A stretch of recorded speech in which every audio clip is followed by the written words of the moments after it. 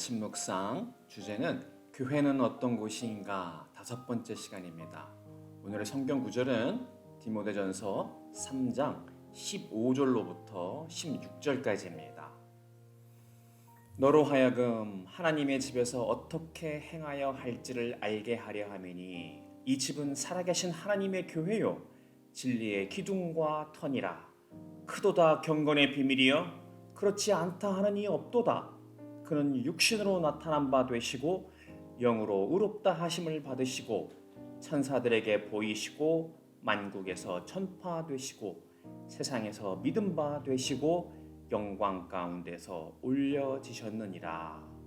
아멘. 경험해 보지 못했던 팬데믹이 지나고 다시 일상이 회복된 지 1년여가 되어가고 있습니다. 얼핏 보기에 다른 모든 일상은 점차 그 예전으로 돌아가는 것 같지만 교회만큼은 상황이 그렇지 않은 것을 알 수 있습니다. 얘기했던 바와 같이 여러 통계나 기사에 의하면 교회나 교인이 적게는 30%에서 반절 이상이 줄었다고 합니다.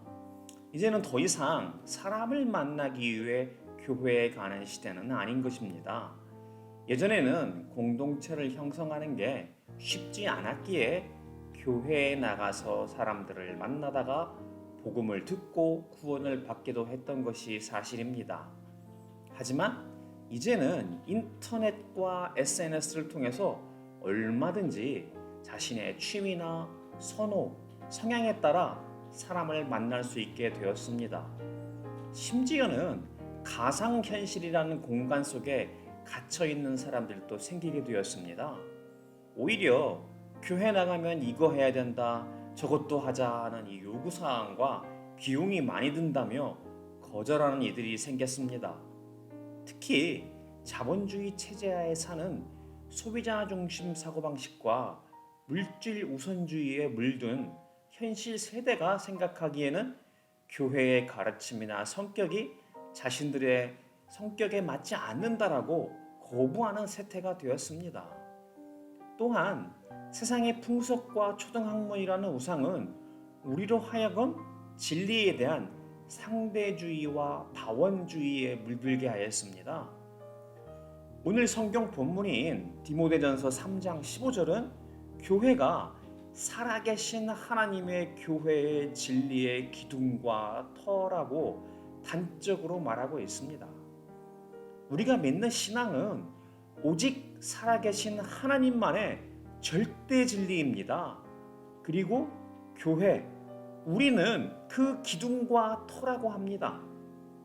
세상 사람들은 이러한 절대 진리를 거부하고 진리가 때에 따라 맞을 수도 있고 틀릴 수도 있다는 식으로 상대적으로 생각합니다.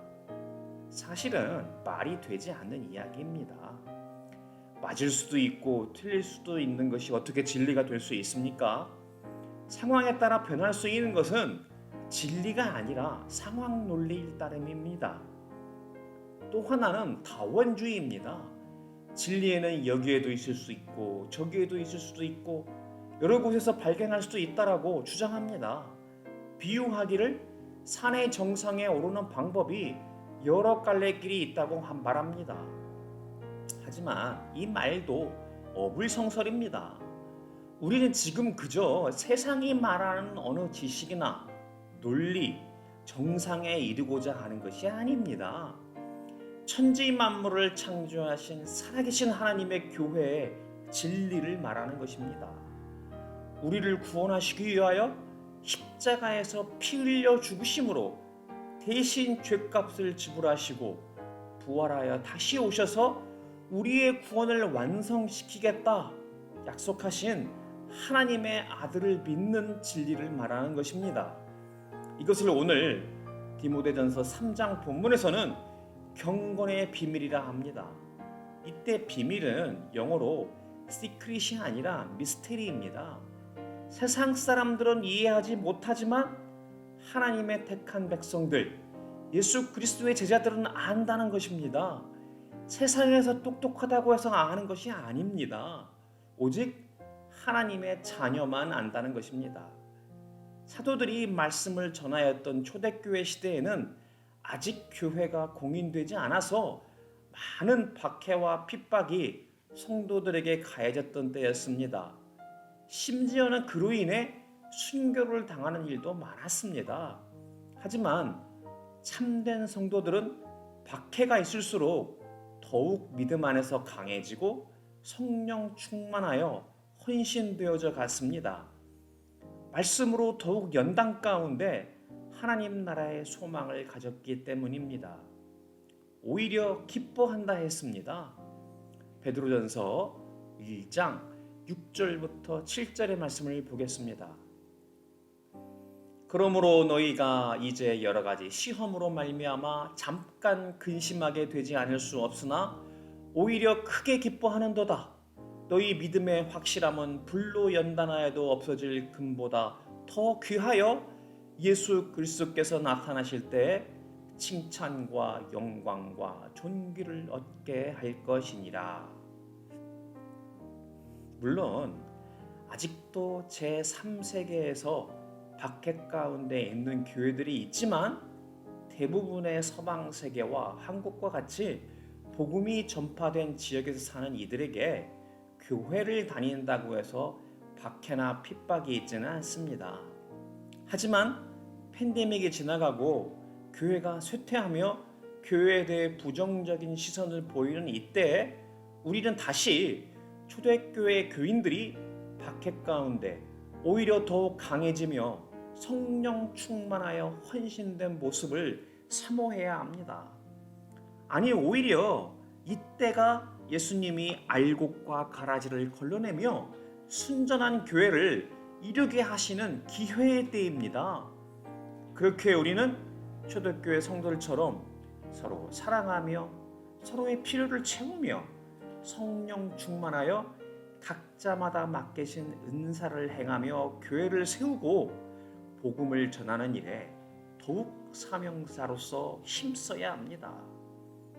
오늘도 주신 말씀에 아멘으로 화답하고 기꺼이 주님을 따르는 복된 지체들이 되기를 축복합니다. 기도하겠습니다. 하나님 아버지, 세상은 갈수록 초고도화된 기술 문명과 자본주의 쇠퇴하에서 세상 풍속과 초등학문의 우상에 빠져 자기 만족에 빠져 스스로를 타락시키는 세대에 살고 있습니다. 하지만 하나님께서 자기 백성을 택하시고 살아계신 하나님의 교회요 진리의 기둥과 터의 지체로 삼으셨습니다. 이제 이러한 세태 가운데 알곡을 모으시며 순전한 교회를 이루게 하시는 하나님의 섭리를 바라보게 하여 주시옵소서. 그리고 오직 경건의 비밀을 알게 된 자로 이 땅에서부터 하나님의 나라를 사는 복된 하나님의 자녀요 예수 그리스도의 제자가 되게 하여 주시옵소서.